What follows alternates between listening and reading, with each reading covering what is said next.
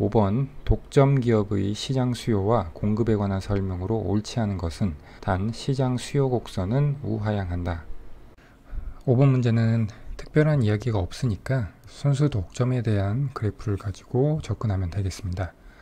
시장 수요 곡선이 우하향한다는 이야기가 나와 있으니까 편의상 우하향하는 직선으로 그렸고요. 그렇게 되면 한계 수입 곡선은 수요 곡선의 기울기 2배가 되죠. 그리고 수요 곡선은 소비자가 제품에 대해서 평균적으로 지불하는 가격이 되니까 독점 기업 입장에서는 평균 수입과 같게 되고요. 그 다음 우상향하는 한계 비용 곡선, 그리고 U자형의 평균 비용 곡선이 있고, 평균 비용 곡선의 최저점을 한계 비용 곡선이 아래에서 위로 관통하게 그렸습니다. 그리고 독점 기업의 이윤 극대화 조건은 한계 수입과 한계 비용이 일치하는 선상에서 생산량이 결정이 되고, 그리고 그 수직선상에서 수요 곡선과 만나는 점의 높이가 시장 가격이 됩니다.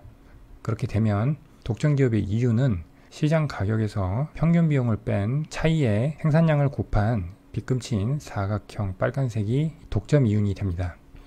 보기를 하나씩 보면 1번 독점 기업은 시장의 유일한 공급자이기 때문에 수요 곡선 우하향한다. 즉 독점 기업은 완전 경쟁 시장과 다르게 시장 수요 곡선 전체를 자신의 수요 곡선으로 고려하기 때문에 우하향하는 시장 수요 곡선 자체가 자신의 수요 곡선이 되는 것이고요. 2번 독점 기업의 공급 곡선은 존재하지 않는다. 이것도 맞는 이야기가 되겠습니다. 원래 공급 곡선이라고 하는 것은 각 가격에서 기업이 얼마만큼의 상품을 공급할 용의가 있다는 것을 보여주는 곡선이 됩니다. 그리고 공급 곡선은 수요 곡선과 독립적인 관계를 유지해야 됩니다. 그런데 독점 기업은 수요 곡선을 보고 얼마만큼의 상품을 팔겠다는 결정을 할 수 있기 때문에 공급 곡선은 존재하지 않습니다. 따라서 2번도 맞는 보기고요. 3번 독점 기업의 한계 수입은 가격보다 항상 높다. 한계 수입은 가격을 결정하는 수요 곡선보다 항상 아래에 있죠. 그래서 이 부분이 틀렸고요. 4번 한계 수입과 한계 비용이 일치하는 점에서 이 점을 의미하죠. 독점 기업의 이윤이 극대화된다. 맞는 이야기가 되겠습니다. 5번 독점 기업의 한계 수입 곡선은 항상 수요 곡선의 아래쪽에 위치한다. 수요 곡선의 기울기가 2배인 가파른 직선이죠. 그래서 항상 수요 곡선의 아래쪽에 위치하게 됩니다. 5번도 맞는 보기고요. 따라서 5번의 답은 3번이 되겠습니다. 6번 완전 경쟁 시장에서 A기업의 단기 총비용 함수가 생산량 Q의 함수로 주어져 있습니다. 재화의 시장 가격이 42일 경우 극대화된 단기 이윤은 A기업의 이윤식을 설정을 하면 총수입에서 총비용을 뺀 것이고, 총수입은 가격 곱하기 생산량이죠.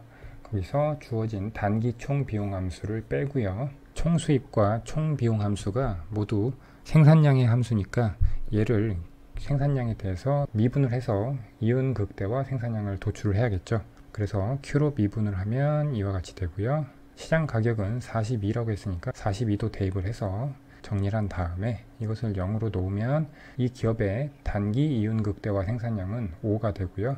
이 5를 이윤식에 대입을 해서 정리를 하면 A기업의 극대화된 단기 이윤은 90이 나옵니다. 따라서 이 문제는 5번이 답이 되겠습니다.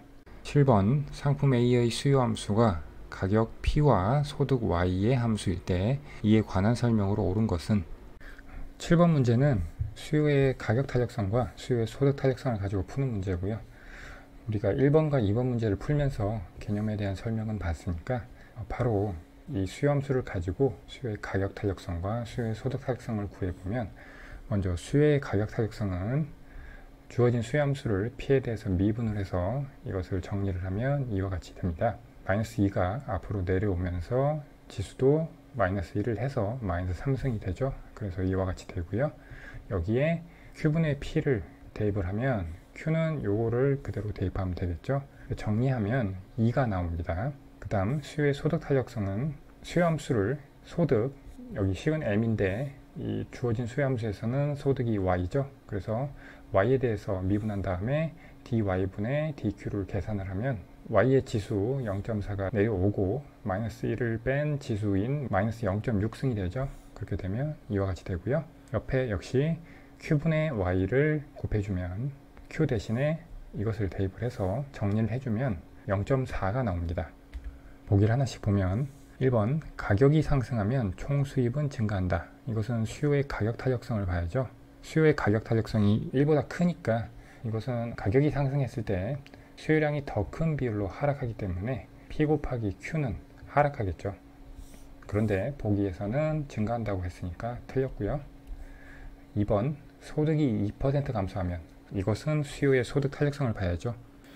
소득이 2% 감소하면 그러면 이 식에서 분모가 2% 그리고 수요량은 0.4% 감소한다. 수요량의 변화를 알아보기 위해서 수요의 소득 탄력성이 0.4니까 소득의 변화율을 좌변으로 옮겨주면 0.4 곱하기 2%가 되겠죠. 그러면 0.8%니까 수요량은 0.8% 감소한다는 건데 여기는 0.4%라고 되어 있죠. 이것도 틀렸고요. 3번 소득 탄력성의 부호는 양수죠. 4번 가격이 상승함에 따라 수요의 가격 탄력성도 증가한다. 수요의 가격 탄력성은 2로 일정하게 나옵니다. 5번 수요의 가격 탄력성 절대값은 2다. 이게 맞는 보기가 되겠습니다. 따라서 7번 문제는 5번이 답이 되겠습니다. 8번 완전경쟁 시장에서 이윤 극대화를 추구하는 개별 기업에 관한 설명으로 옳은 것은 단 개별 기업의 평균 비용 곡선은 U자 형태로 동일하며 생산 요소 시장도 완전경쟁이다.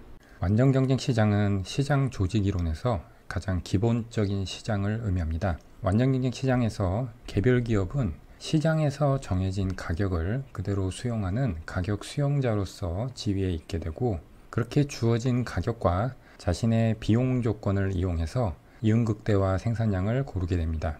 우리는 단기 균형과 장기 균형을 나눠서 살펴볼 텐데, 시장 균형은 단기 균형이나 장기 균형이나 시장 수요 곡선과 시장 공급 곡선이 만나는 점에서 균형 가격과 균형 생산량이 결정된다는 점은 동일합니다. 시장에서 결정된 가격을 개별 기업 입장에서 자신의 수요 곡선으로 받아들이게 되는데, 이 수요 곡선이 한 단위 판매에 따라서 벌어들이는 수입을 나타내는 한계 수입 곡선의 의미를 갖게 되고요. 그리고 한계 수입 곡선이 일정하니까 평균과 한계의 관계에 의해서 평균 수익 곡선도 역시 한계 수익 곡선과 같게 됩니다. 이것은 단기나 장기나 동일하게 되고요. 차이가 있다면 비용 조건인데, 단기 균형에서는 우상향하는 단기 한계 비용, 그리고 문제에서 가정에서 주어졌지만 개별 기업의 평균 비용 곡선은 U자 형태로 동일하다고 했죠. 그래서 U자 형태의 단기 평균 비용 곡선이 그려지고요. 여기서도 역시 평균과 한계의 관계에 의해서 평균 비용 곡선이 U자형이라는 것은 단기 한계 비용 곡선이 평균 비용 곡선의 최저점을 아래에서 위로 관통한다는 의미를 갖고 있습니다. 이렇게 비용 곡선이 주어졌을 경우에 시장에서 정해진 가격선이 주어지면 개별 기업은 이윤 극대화를 위해서 가격과 단기 한계 비용이 일치하는 점에서 자신의 생산량을 결정하게 됩니다. 그리고 동시에 가격과 단기 평균 비용 사이의 차이만큼 한 단위당 이윤을 얻게 됩니다. 그래서 이렇게 빨간색 빗금친 부분이 완전 경쟁 시장 단기 균형에서 개별 기업의 이윤이 되고요. 그런데 단기 균형에서 개별 기업이 항상 양의 이윤을 얻는 것이 아니고, 단기 평균 비용 곡선의 위치에 따라서 만약 단기 평균 비용 곡선의 최저점이 시장에서 정해진 가격과 동일한 이 높이로 정해졌다고 해보면 가격과 단기 평균 비용 곡선의 차이는 없게 되고, 그러면 단기에서 개별 기업의 이윤은 0이 되고요. 만약 단기 평균 비용 곡선이 좀 더 높은 곳에 위치한다, 그러면 시장 균형 가격과 단기 평균 비용 곡선의 차이만큼 한 단위당 손실이 발생하게 됩니다.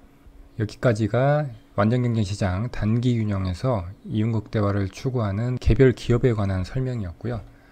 그 다음 장기 균형인데, 장기 균형은 이렇게 개별 기업 입장에서 지금 이 그래프는 개별 기업이 이윤을 얻고 있는 모습인데, 이렇게 단기적으로 개별 기업이 이윤을 얻고 있으면 이 시장에 추가적으로 기업들이 진입하게 돼서 시장 공급 곡선이 우측으로 이동하게 됩니다.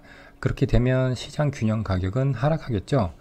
따라서 개별 기업이 직면하는 시장 균형 가격, 즉 한계 수입 곡선이 하방 이동하게 되고, 그러면 균형 생산량에서 가격과 단기 평균 비용 간의 차이가 줄어들게 되고 이윤이 하락하게 됩니다. 반대로 완전경제시장의 단기 측면에서 개별 기업이 손실을 보고 있는 상황이라면 한계 기업들이 시장에서 이탈해 나가겠죠. 그렇게 되면 시장 공급 곡선이 좌측으로 이동하게 되고 그러면 시장 균형 가격은 상승하게 되고 개별 기업 입장에서 손실 폭이 줄어들게 됩니다. 결국 장기에는 개별 기업 입장에서 이윤이 제로인 상태로 가게 되는데 그게 이 아래의 그래프가 되겠습니다. 그래서 시장에서 시장 수요 곡선과 시장 공급 곡선에 의해서 균형 가격이 결정이 되고 이 균형 가격 하에서 개별 기업은 장기 한계 비용 곡선과 만나는 점에서 이윤 극대화 생산량을 결정하게 되고요. 그때의 균형 가격과 장기 평균 비용의 차이가 없게 되기 때문에 완전 경쟁 시장 하에서 개별 기업은 장기적으로는 이윤이 0이 됩니다. 이제 보기를 하나씩 보면 1번 한계 수입 곡선은 우하향하는 형태이다. 단기 균형이나 장기 균형이나 개별 기업 입장에서 한계 수익 곡선은 수평이죠. 그래서 1번은 틀렸고요. 2번 이유는 단기에도 항상 0이다. 장기에만 0이지 단기에는 0보다 큰 경우도 있고 0보다 작은 경우도 있고 그리고 0이 될 수도 있고 모든 경우가 다 가능하죠. 그런데 여기 항상 0이다 라고 했으니까 틀렸고요. 3번 수요의 가격 탄력성은 0이다. 개별 기업 입장에서 직면하는 수요 곡선은 수평이죠. 그렇기 때문에 가격에 대해서 무한 탄력적이 됩니다. 그래서 이것도 틀렸고요. 그 다음 4번은 단기에는 평균 가변 비용 곡선의 최저점이 조업 중단점이 된다 라고 되어 있는데 기업은 이윤 극대화를 추구하는데 기업 활동을 하면서 이윤이 아니라 손실이 발생해서 조업을 중단해야 하는 지점이 있습니다. 먼저 기업의 이윤식으로부터 생각을 해보면 기업의 이윤은 총 수입에서 총 비용을 뺀 것입니다. 이게 플러스일 때는 이윤이지만 마이너스일 때는 손실이 됩니다. 손실로 식을 바꾸면 마이너스 파이가 되겠죠. 그래서 총 비용에서 총 수입을 뺀 것 이게 손실이 되는데 기업 입장에서는 이 손실이 총 고정 비용보다 클 때 조업을 중단하게 됩니다. 물론 여기는 이 고정 비용 전체가 매몰 비용의 성격을 갖고 있다는 가정이 들어가 있습니다. 매몰 비용이라고 하는 것은 이미 투입해서 회수할 수 없는 비용을 의미합니다. 그래서 이 식을 전개를 해보면 총 비용은 총 고정 비용과 총 가변 비용으로 분리가 되죠. 그러면 좌변의 총 고정 비용과 우변의 총 고정 비용이 소거가 되고 정리하면 총 가변 비용이 총 수입보다 크다. 이 조건이 완전 경쟁 시장에서 조업 중단 조건이 되겠습니다. 총 가변 비용은 평균 가변 비용의 생산량을 곱한 것이고 총 수입은 가격 곱하기 생산량이죠. 양변을 Q로 나눠주면 Q는 양수니까 부등호는 바뀌지 않죠. 그래서 평균 가변 비용이 시장 가격보다 클 때 기업은 조업을 중단하게 됩니다. 옆에 그래프를 보면 단기 평균 비용 곡선 밑에 단기 평균 가변 비용 곡선이 그려져 있습니다.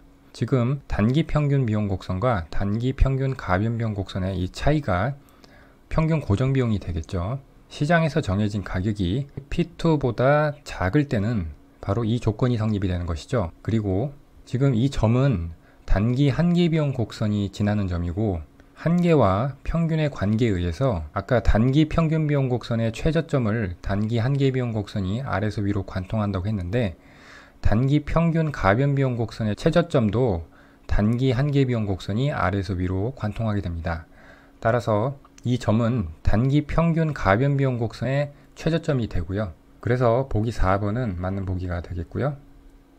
그런데 이러한 결론은 지금 이 부분을 이야기할 때 기업의 고정비용 전체가 매몰비용의 성격을 갖는다는 가정을 했습니다. 만약 고정비용이 매몰비용 성격을 일부만 갖는다면 지금 이 보기는 틀린 보기가 됩니다. 극단적으로 모든 고정비용이 매몰비용이 아니라고 하면 전부 회수할 수 있다는 비용이니까 기업이 조업을 중단하는 점은 단기 평균 가변비용 곡선의 최저점이 아니라 단기 평균 비용 곡선의 최저점이 됩니다. 이 점은 기업이 평균적으로 얻는 수입과 평균적으로 지출하는 비용이 일치하는 점이기 때문에 손익분기점이기도 합니다. 따라서 엄밀하게 얘기해서 보기 4번은 고정비용이 전부 매몰비용이라는 가정하에 성립되는 선지가 되겠습니다. 보통은 아무 이야기가 없으면 가장 일반적인 가정하에서 판단을 하시면 되겠습니다. 그 다음 보기 5번은 이윤극대화 생산량에서 평균 수입은 한계 비용보다 크다 되어 있는데, 단기균형, 장기균형 모두 이윤극대화 생산량에서 평균 수입을 의미하는 가격과 한계 비용이 일치하기 때문에 이 보기는 틀린 보기가 되겠습니다. 따라서 8번 문제는 4번이 답이 되겠습니다.